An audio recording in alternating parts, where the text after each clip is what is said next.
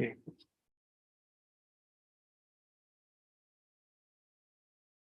Jaya Radha Madhava Kunja Bihari Jaya Radha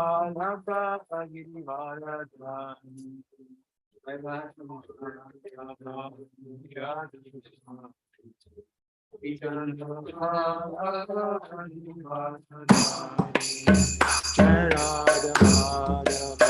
Kunja Bihari Jana Vallabha Girivaradhari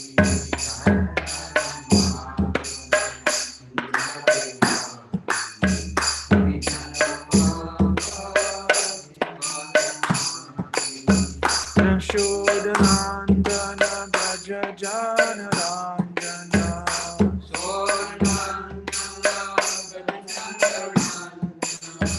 Yashodanandana Bhaja Jana Ranjana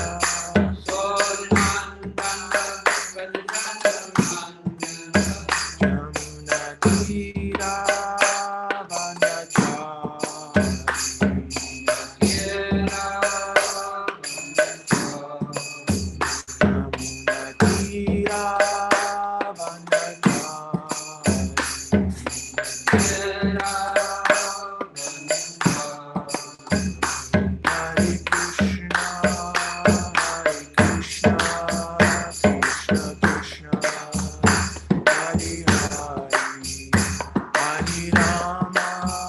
Tira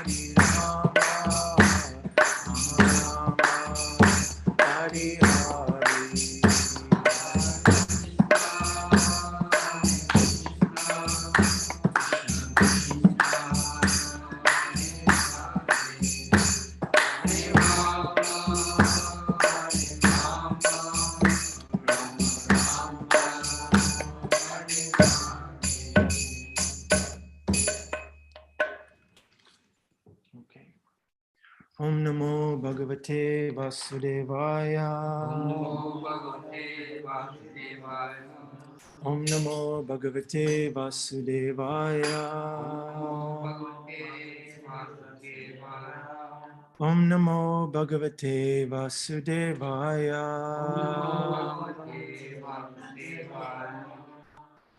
Okay, we're reading from Srimad Bhagavatam, Canto 10, Chapter 13, verses 22 through 29. A lot of verses today because Mahatma Prabhu, we had to skip some verses with Mahatma Prabhu, so we're going to go back and catch up. Before I begin, I'd like to request your blessings so I can speak something that is uplifting and beneficial to all of us, myself included. Srila Prabhupada, we beg your blessings. Adipurusha Prabhu, we beg your blessings. Arjuna Prabhu, we beg your blessings. Hare Krishna. So text 22. It's a lot of verses today, so I'll just read Sanskrit. No English today. Okay. Text 22. Translation. The mothers of the boys, upon hearing the sounds of the flutes. So here's a quick recap. Krishna was having a picnic with his friends in the forest. And Brahma, the demigod who is in charge of the material creation, had some doubts about Krishna. Can this little boy be a supreme personality of Godhead? So Brahma had his doubts, and he decided to test Krishna. And he came up with this idea of stealing Krishna's friend, kidnapping them, abducting them, to see how Krishna will react. So Brahma took the boys, and then Krishna expanded himself into every single boy and every single calf, as though nothing had happened. So we're reading the verse that describes how the boys that were Krishna's manifestations went back home. Krishna was entering every single household, every single calf, and he was coming back in the form of those boys. It's coming back. So this is the verse. The mothers of the boys, upon hearing the sounds of the flutes and bugles being played by their sons, immediately rose from their household tasks, lifted their boys onto their laps, embraced them with both arms, and began to feed them with their breast milk, which flowed forth because of extreme love specifically for Krishna. Actually, Krishna is everything. But at that time, expressing extreme love and affection, they took special pleasure in feeding Krishna, the Para Brahman, and Krishna drank the milk from his respective mothers as if it were a nectarian beverage. Purport by Srila Prabhupada's Divine Grace. Although all the elderly gopis knew that Krishna was the son of Mother Yashoda, they still desired, if Krishna had become my son, I would also have taken care of him like Mother Yashoda. This was their inner ambition. Now, in order to please them, Krishna personally took the role of their sons and fulfilled their desire. So it's Krishna has multiple purposes in his Leela. First, he wants his pastime to keep going. Pastimes of Krishna cannot be interrupted by some doubtful person like Brahma. Then secondly, Krishna wants to teach a lesson. Krishna wants to teach Brahma a lesson. You think you can do things? Now check this out. And then here's another purpose that Krishna is fulfilling here. He's pleasing his devotees who wanted to have him as his son. So there he is, taking form of their son. And they have given them a chance to serve him in that capacity, in this motherly capacity. So Krishna is so wonderful that there's always multiple purposes that he's achieving, fulfilling. So, while thus bewildering Brahma, the doubtful demigod, Krishna enjoyed the special transcendental pleasure created by Yoga Maya, Krishna's illusory potency, between all the other mothers and himself. So Krishna, if you want to please God, if you want to approach God, if you want to get closer to Krishna, Krishna will reciprocate, and Krishna will fulfill that desire that you have to get closer to him, to fill your whole life with his service. Krishna will reciprocate to the extent of becoming your child. It's not that Krishna sees you trying to attain him and thinking, oh, he wants to get closer to me. Maybe I can become his parent and I'll push him around. I'll tell him what to do. No, Krishna will become your child and Krishna will let you tell him what to do. Of course, this is a very high platform, but that shows the depth and intensity and intimacy of love and exchange that is available in bhakti. Krishna will become vulnerable. Krishna will go out of his way to reciprocate to our sincere desire to get close to him. And this is the extent you can go to. You can become your child, Okay. The next verse, 10:13:23. Thereafter, O Maharaj Parikshit. Maharaj Parikshit is the person who is receiving the message of Bhagavatam. So the narrator, Shukadev Goswami, is telling Maharaj Parikshit, as required according to the scheduled round of his pastimes,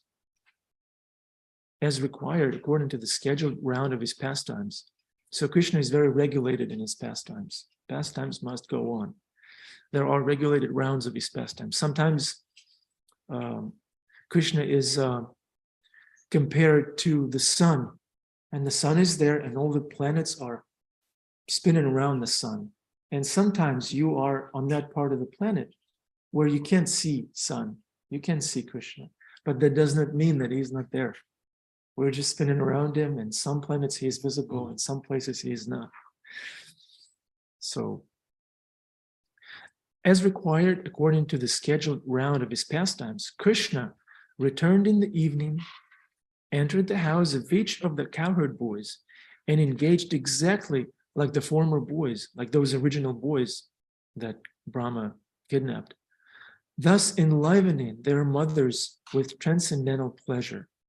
The mothers took care of the boys by massaging them with oil, bathing them, smearing their bodies with sandalwood pulp, decorating them with ornaments, chanting protective mantras, decorating their bodies with tilak, and giving them food. In this way, the mothers served Krishna personally. Very sweet, loving exchanges are being described here. So see, Krishna is becoming so vulnerable. Here we see God, who is the protector of everyone, who is the source of everything, is letting his devotees to chant protective mantras for him. And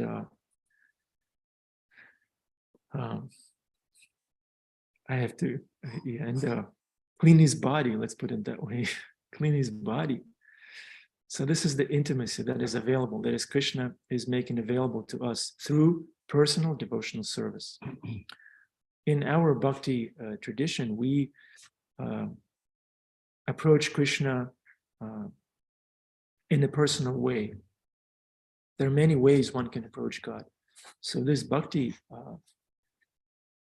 lineage is giving us this unique opportunity to approach Krishna personally in a very sweet, intimate manner. We're all after intimacy, after all. We all want to be loved intimately, and we want to be loved and love intimately. We're all after intimacy. So this is the ultimate intimacy right there. Krishna, who is the prime cause of all causes, is letting his devotees to clean his body, his transcendental body. 10:13:23, the next verse. Thereafter, all the cows entered their different sheds and began mooing loudly, calling for their respective calves. When the calves arrived, and calves were Krishna also, Krishna expanded himself into the calves.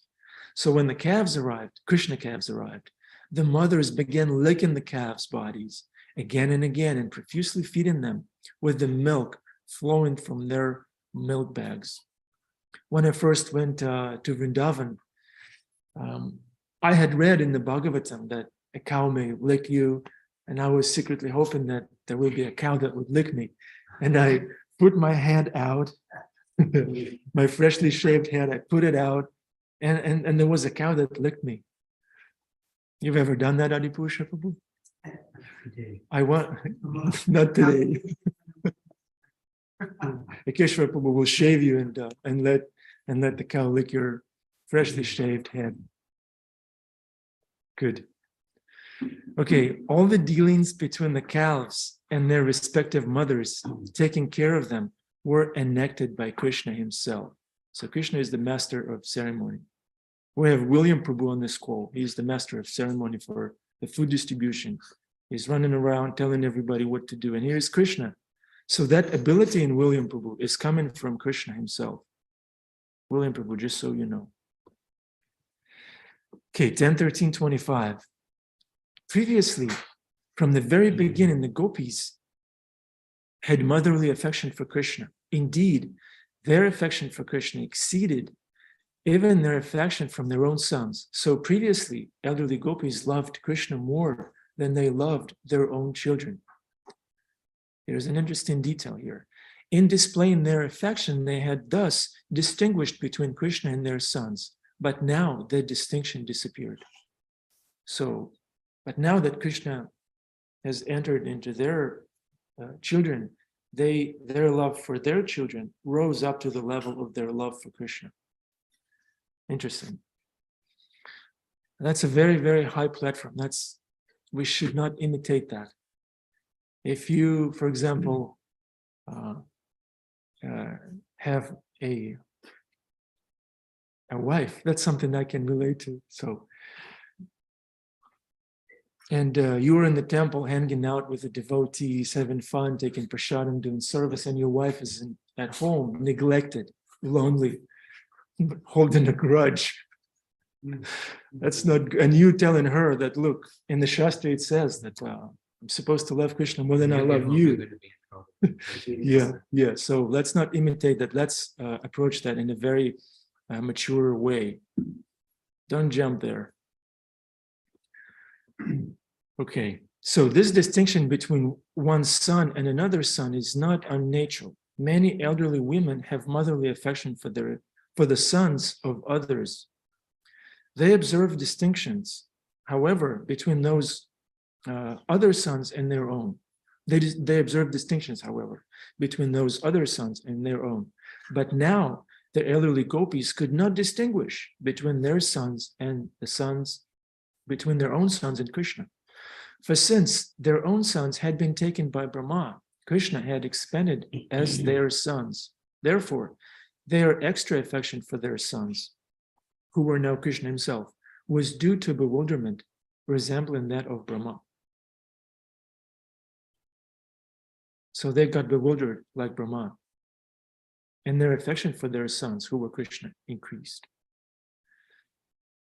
So previously, the mothers of Shridam, Sudam, Subal, that's Krishna's gang, Krishna's bodies, Shridam, Sudam, Subal, and Krishna's other friends did not have the same affection for one another's sons. But now, the gopis treated all the boys as their own. Shukadev Goswami, the narrator of the Bhagavatam, therefore wanted to explain this increment of affection in terms of Krishna's bewilderment of Brahma, the gopis, the cows, and everyone else. So Krishna is bewildering everybody in a very sweet and uplifting way. He bewildered Brahma, but look what came of it. Brahma got uplifted. 10:13:26. Although the inhabitants of Rajabhumi, that's the greater Vrindavan area, the cowherd man and cowherd women previously had more affection for Krishna than for their own children. Now, for 1 year, their affection for their own sons continuously increased. That's another interesting detail. In bhakti, our excitement and the depth of our realization of Krishna is continuously increasing. It's not that we attain some kind of realization and then we don't have to do anything. There's nothing more for me to hear. I got everything down. I know my ABCs. Not like that. It's ever increasing. That happiness, the depth of Krishna consciousness is ever increasing. For Krishna had now become their sons. There was no limit to the increment of their affection for their sons. Increment means increase. So there was no limit to the increase of their affection for their sons, who were now Krishna. Every day they found new inspiration for loving their children as much as they loved Krishna. So when you are entering into a relationship with Krishna, with God, there's always new inspiration every day. We do our sadhana, it's kind of the same thing. Externally, it may look like we're doing the same thing over and over every day. But on the inside, we all experience that ever-increasing excitement, ever-fresh discovery of new depth in bhakti. Okay, next verse 27. In this way, Lord Shri Krishna, having himself become the cowherd boys and groups of cows, maintained himself by himself. So there's no source to Krishna. Krishna is not dependent on any external source. In fact, he is the source of all there is. But Krishna can make himself vulnerable to his intimate devotees. He can perfectly maintain himself by himself, but again, he's letting this woman take care of his bodily needs, letting them clean him up, even though he maintained himself by himself. So there's an apparent contradiction. Krishna can maintain himself, but here we have elderly gopis taking care of him. not because he's deficient or, incomplete. It's because he wants to experience the love, this love and exchange with his devotees. Thus, he's continued his pastimes both in Vrindavan and in the forest for 1 year. Everything was Krishna, purport by Srila Prabhupada. Everything was Krishna. The calves, the cowherd boys, and their maintainer himself were all Krishna. In other words, Krishna expanded himself in varieties of calves and cowherd boys and continued his pastimes uninterrupted for 1 year. As stated in Bhagavad Gita, Krishna's expansion is situated in everyone's heart. Ralph, Krishna's in your heart. Cool, right? All right. In everyone's heart as the super soul. Similarly, instead of expending himself as the super soul, he expended himself as a portion of calves and cowherd boys for 1 continuous year. Text 28. One day, 5 or 6 nights before the completion of the year, Krishna, tending the calves, entered the forest along with Balaram, his brother. Up to this time, even Balaram, Krishna's older brother, was captivated by the bewilderment that covered Brahma. Even Balaram did not know that all the calves and cowherd boys were expansions of Krishna. Or, Balaram was even unaware that he himself was also an expansion of Krishna. This was disclosed to Balaram just 5 or 6 days before the completion of the year. Text 29. Thereafter, while pasturing atop Govardhan Hill, the cows looked down to find some green grass and saw their calves pasturing near Vrindavan, not very far away. So here, Balaram is about to find out what had happened. So those are the verses for today. And I'm going to my notes, and then I'll open it up for discussion. Yeah, it's a Mahabhagavatam class. So many verses to cover, but we're happy to do it. So in other traditions, what other traditions worship in the mode of awe and reverence, or some other traditions are trying to merge with, so that they don't have to experience suffering anymore. Or what other traditions are worshiping to get something in return, some material thing in return, or maybe to gain some supernatural abilities. So some people are worshiping God in that mood, wanting something back. I'm to gain superpowers, and then I can impress others with them. So we, as Vaishnavas, are engaging with this potency in love and exchanges. And love means we don't want anything in return. We're doing service, but we're doing service for the sake of pleasing our beloved, and for the sake of reciprocating with the love that is coming from our beloved. So this is the highest philosophy. If you compare all the philosophies that are there available for us on this earthly realm, we may hear different things, but bhakti is unique. Bhakti is teaching us that we're serving Krishna to please Krishna. We're serving the devotees for the sake of pleasing the devotees. There's no agenda. There's no conspiracy. Why do we come to class every day? Why is Adipusha Prabhu making this garland? He's making the garland to satisfy Krishna. There is no ulterior motive. There's no expectation on Adipusha Prabhu's side. I made this garland, therefore Krishna, do this and that and the other. And I want it this way, and I want it on this day. This is how I want it. No. Adipusha Prabhu is submitting a blank piece of paper. He has it signed, and he has Krishna fill it out for him. Okay. So we've already discussed how Krishna bewildered Brahma to keep his pastimes going. Nothing can interrupt Krishna's pastime. So in the same way, we should approach our devotional service. Our devotional service cannot be interrupted. There's this verse, Savai pumsam paro dharmo yato bhakti adokshiji ahutaki apratiyata iyayatma suprasidati. Our devotional, so the best thing one can do is to serve a Supreme Lord.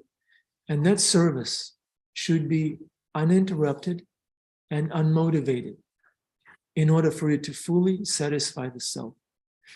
We want to feel this inner satisfaction, inner fulfillment. To receive that, our service should be unmotivated and uninterrupted. And uninterrupted means what? What does it mean, uninterrupted? No bathroom break? What does it mean? Steadiness. What does steadiness mean? Adi? Yeah, that means Adi, yes. What? Ongoing. Continuous, thinking, being focused on it. And I'm focused in it now, but I walk out of the temple and I'm focused on something else. Sincere endeavor. Sincere endeavor. Even with your shortcomings. Even with your shortcomings, yes. I like it. Humbly applying yourself to the process. Nice. Nectar. Yes, steadiness means every day. That's how we can apply steadiness in our life. Ongoing, uninterrupted devotional service means every day. Srila Prabhupada was like that. He did his translations every day. He would serve the devotees every day. It's not that Srila Prabhupada would take a vacation and break from spreading this bhakti movement all over. He didn't take any break from it. So every day, that's what ongoing means. Sincerely applying yourself to the process despite your shortcomings. Okay, 7:46, not yet. 4 more minutes. Ananda Bihari. Yes, is that Jamuna? I was going to say, the Yoga, to the point of what is ongoing, the Yoga Sutras has this beautiful definition of practice. Patanjali says that it's over a long period of time, continuously, and with respect and enthusiasm. And so as you were speaking, it was reminding me of that definition. That's the way that we want to go about, continuously over a long period of time and with respect and enthusiasm. Yeah. Nice. Thank you, Jamuna Jaya. Shastra back up. Okay. So, and here's another aspect of this continuous thing. We all live in this world. We have our daily jobs sometimes we don't. But we have to go out and do some things to maintain ourselves. And we may feel sometimes that, oh, this is not devotional service. I'm disconnected from Krishna. And Krishna says in the Bhagavad Gita, where's that verse? I have that saved here.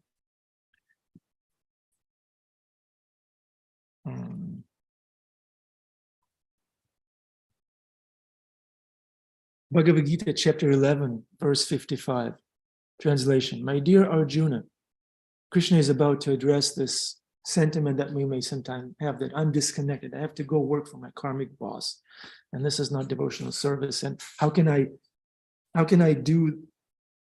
be engaged in devotional service without interruption when I have my work and my duties outside? So here's Krishna addressing this concern.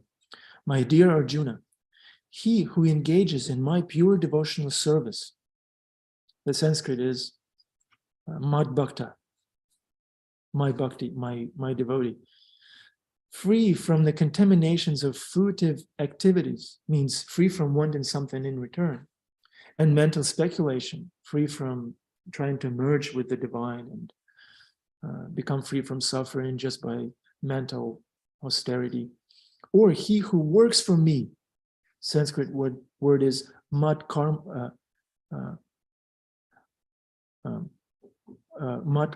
krit, engaged in doing work. Karma means work.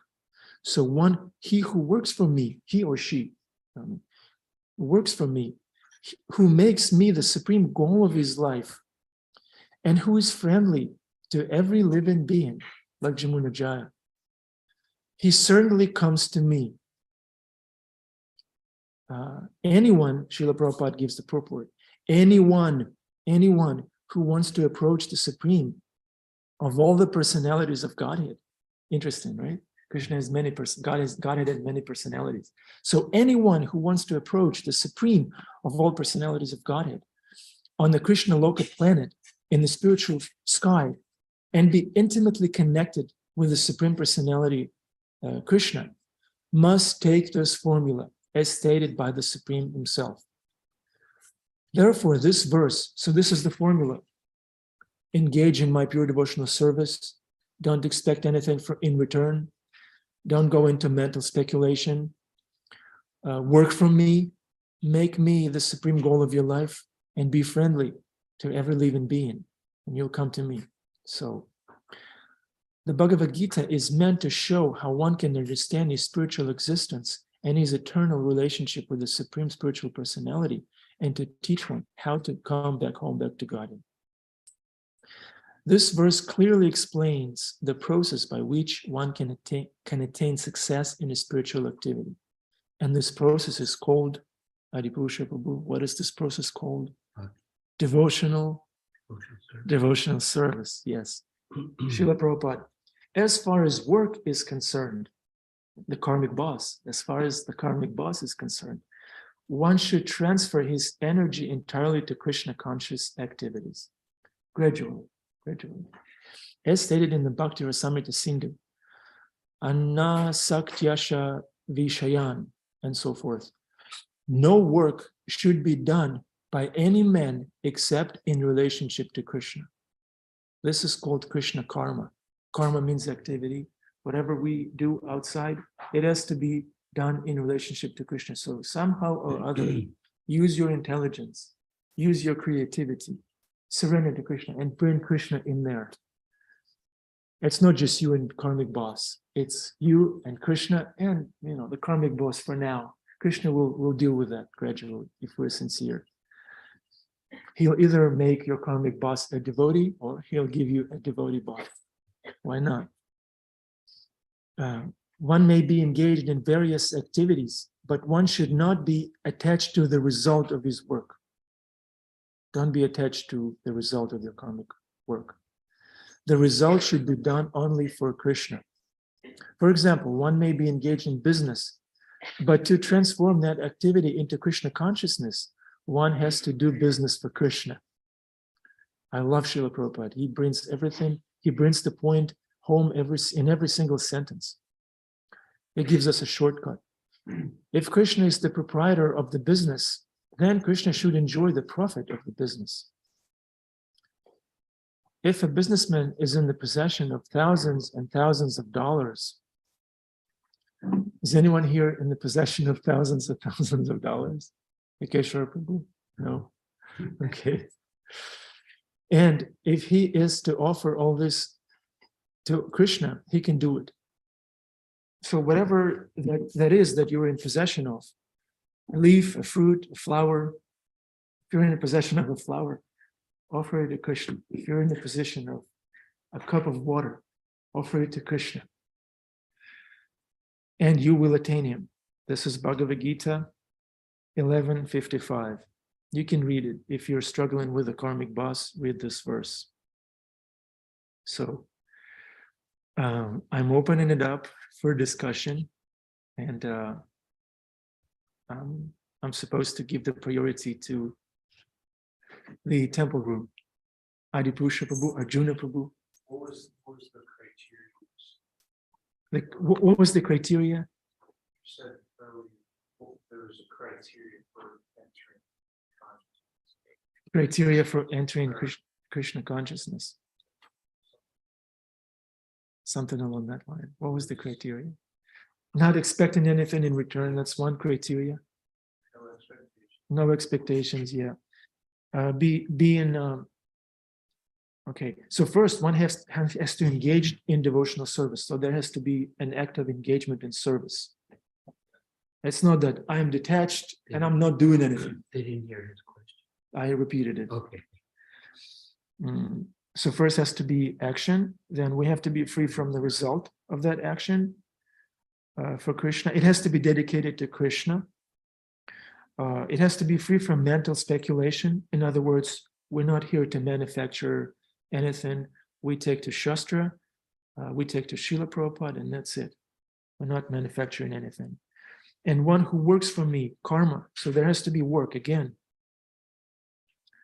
One who makes me the supreme goal of his life, and the goal has to be Krishna. The goal of our labor has to be Krishna ultimately. And who is friendly. That's another criteria. You have to be friendly. Don't hold a grudge. Be friendly to every living being, even to mice like Bhima Prabhu, horses, ponies. He's very friendly to dogs. Mahatma Prabhu yesterday was teaching us how we should bring an ant to bhakti, a six-legged animal to bhakti. So we have to be friendly to everyone. And then Krishna says, he certainly comes to me. And the verse is Bhagavad Gita 11:55. 11:55. The karmic boss, the criteria. That's the verse. Is that okay, John? No expectation. No expect. Can you come up? Because there's people online. And we are impersonalists. Repeat the criteria. They're taking notes. I'm missing one. No expectation. Check. Devotional service. Check. Free from the result. Check. Dedicated to God. Check. Working for God. Working. Goal is to be going for God. Yes. And then being friendly. Yeah. I'm Free missing from one. manufacturing philosophy. Free from mental speculations. Speculation. I am God. I am attaining the supreme cosmic, entity, and I'm becoming one with them, and therefore I'm free from suffering. So we're free. So would you say assumption as well? Yeah, free from assumption, free from the desire of becoming liberated just for the sake of being liberated. We want to be liberated to serve Krishna. If there is some suffering involved in that, we don't mind. But mental speculation means I want to become free from suffering and I want to merge in the divine and enjoy. So we're free from that. You got it down, John.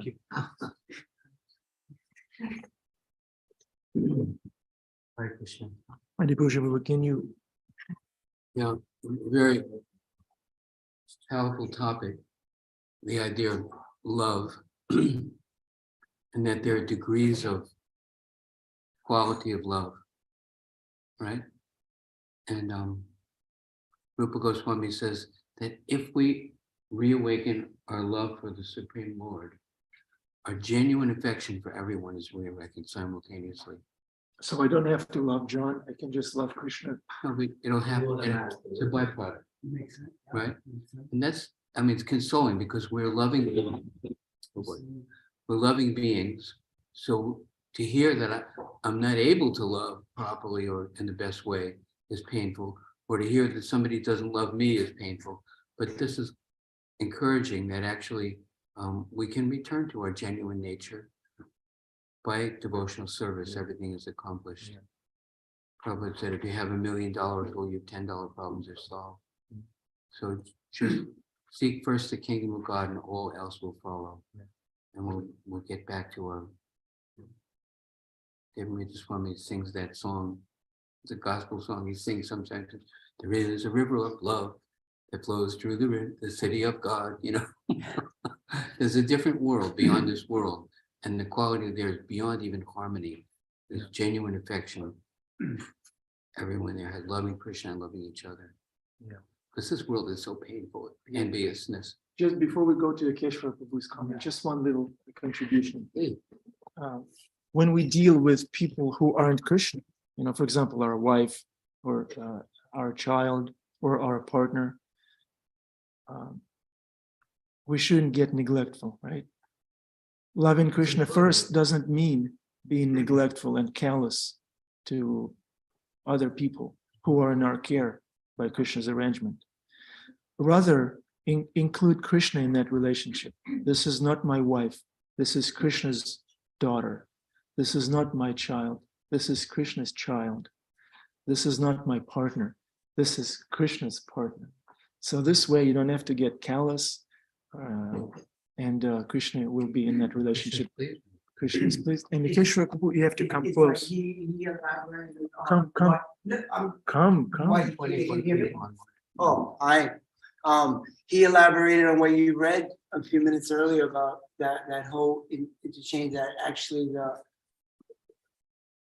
Krishna with the exchange with the children, and he just propounded that, saying how by just being Krishna conscious, which infuses the whole philosophy and the moral aspect, nurtures everything.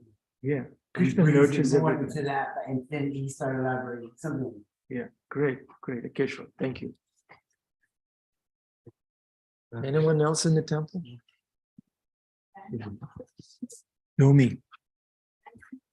Random question from Domi, everybody. Why is Balaram revealed about some Krishna's sanctions 5 days before the 1 year ended? Was there a specific, just for fun, Krishna's pleasure, or there's like specific significance? Yeah, yes, there is. And Krishna Daya will take that question. This is philosophy. I defer to Krishna Daya. He knows everything. Yeah, so sorry. That time when the pastime happened, Balram did not join 1 year before. So Balram was not there when Brahma was stealing the cows and calves. So he did not. So he didn't understand at that particular point of time. And then, okay, why the 360 days he could not find? Because that shows that Krishna's potency is even beyond Balram. So that is why. And then just 5 days before, so there was a act which happens like all of a sudden the cows, elderly cows, they keep rushing towards the calves from a far off distance, and then the elder Spoiler alert. Yeah. Oh, sorry. Yeah. No, it's okay. So there is a intense interaction which Balram sees, and then he recognizes that there is something different here. So like that, because of that, he recognizes that something has happened. And why was not Balaram kidnapped? Why? Yeah, so that was Balramji's birthday, so he was not allowed to go to the forest that day. So he has to stay home and perform the charity and then receive blessings. So that is one reason which was told in Bhagavatam.